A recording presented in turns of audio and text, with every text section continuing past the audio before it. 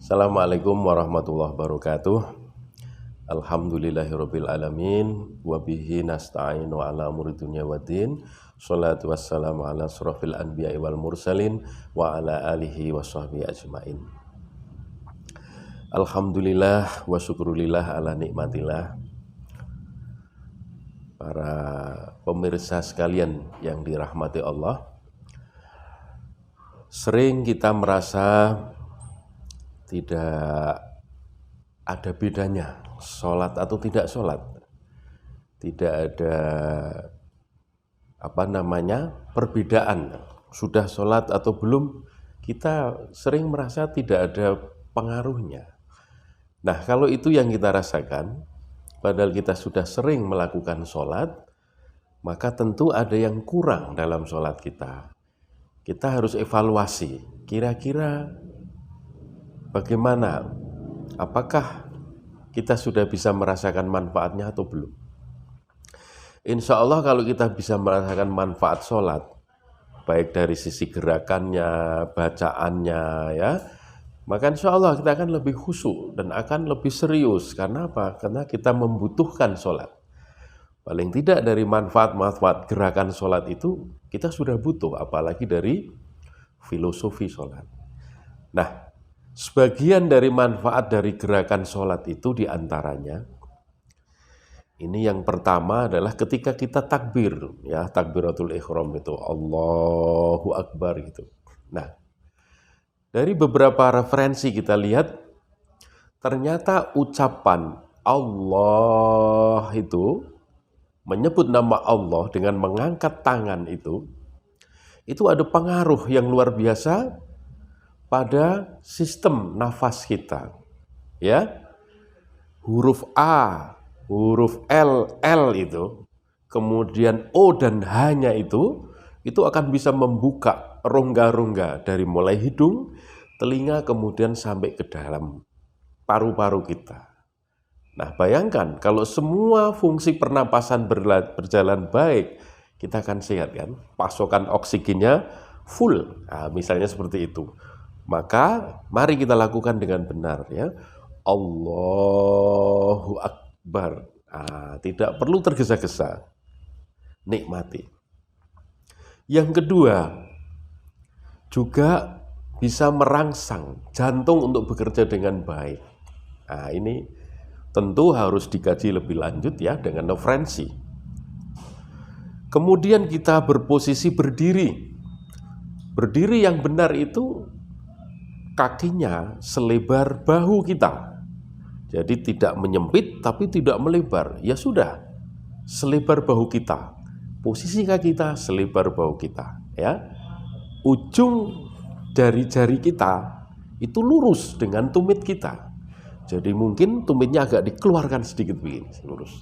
Kita akan merasakan tarikan otot di belakang lutut kita. Kita akan merasakan betul, ya.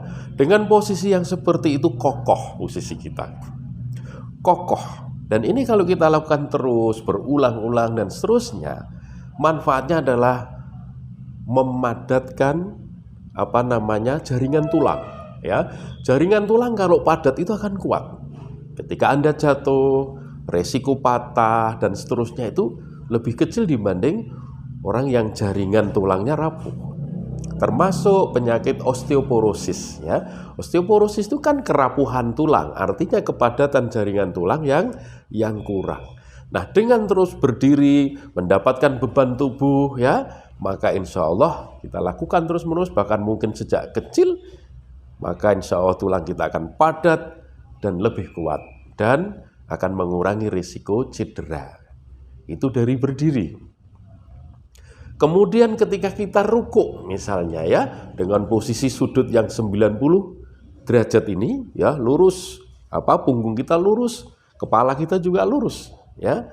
Nah, 90 derajat ini akan memberikan waktu peregangan pada tulang belakang kita ini. Kita tahu tulang belakang itu kan bertumpuk-tumpuk gini dan di tengahnya ada saraf, ya, ada saraf dari kepala. Nah, dengan memberikan peregangan, ya, dari aktivitas kita, ini mengurangi kompresi atau tekanan pada serabut saraf.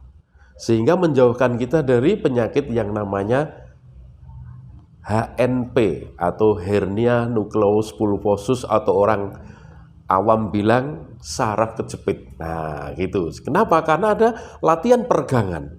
Jadi tidak hanya terus berdiri, ya, tetapi juga dia akan menunduk, memberikan pengurangan tekanan dan ada peregangan.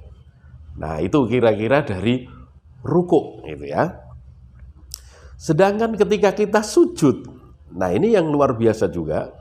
Sujud itu posisi kepala kita berada di bawah, bahkan di bawah jantung kita. Kita tahu jantung pusat peredaran darah, ya. Ketika rukuk, kepala kita berada di bawah dan jantung kita lebih di atas. Ini memungkinkan aliran darah itu akan banyak tercurah ke otak kita, Otak kita itu kalau dihitung pembuluh darahnya panjangnya subhanallah. Nah, oleh karena itu kita perlu melatih, memberikan darah yang luar biasa besar, supaya apa? Darahnya itu cukup untuk otak kita dan kemudian kita jauh dari stroke. Ya, ingat di otak ini. Nah, dalam posisi yang seperti itu berulang-ulang sambil dengan posisi sujud yang juga akan memberikan peregangan pada tulang belakang. Subhanallah.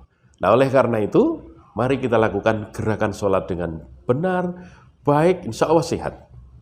Kemudian yang terakhir adalah ketika kita duduk tahiyat. Duduk tahiyat itu posisi kaki kita tekukkan yang kiri, kemudian yang kanan itu kita pancatkan belakang. Itu akan memberikan kesempatan pembuluh-pembuluh darah kaki itu yang sebagiannya berhenti dan terjepit itu akan membuat kolateral, membuat jalan darah baru istilahnya. Dan ini akan menyehatkan kaki kita, ya, juga akan mengurangi risiko terkilir dan seterusnya. Jadi subhanallah, gerakan-gerakan sholat ini luar biasa yang diatur demikian rapi, ya, sistematis dan sangat menyehatkan. Dan kemudian jangan lupa posisi ketika tangan kita takbir Allahu Akbar ini ketiak terbuka, ya. Kemudian juga ketika kita sujud tetap terbuka, ya, dengan posisi kaki yang melebar tadi. Nah, pada ketiak kita ini, kemudian pada sela kaki kita ini ada yang namanya simpul limfe, kelenjar limfe yang menghasilkan sel-sel kekebalan kita. Nah, semua akan lancar baik ke seluruh tubuh dan insya Allah itu akan menyehatkan. Maka sholatlah, karena sholat menyehatkan jiwa kita, raga kita, dan sangat bermanfaat. Insya Allah sholat kita baik, kita akan sehat. Demikian, mudah-mudahan bermanfaat.